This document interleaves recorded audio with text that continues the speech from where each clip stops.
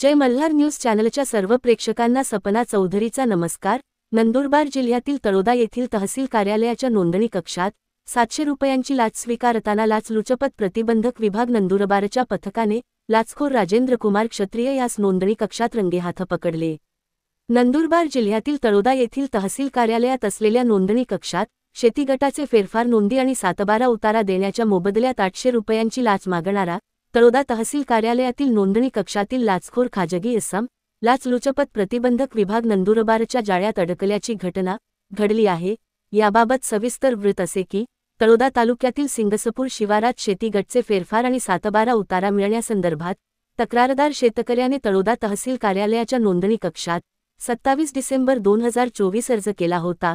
सदर कागदपत्र देण्याच्या मोबदल्यात कक्षात कामाला असलेला खाजगी इसम राजेंद्र कुमार नारायण क्षत्रिय वय 56 वर्ष याने संबंधित शेतकऱ्याकडून 800 रुपयांची लाच मागितली।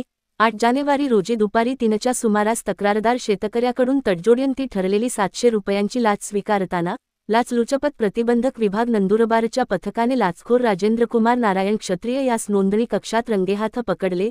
पुढील कारवाई पथकाच्या वतीने करण्यात येत आहे।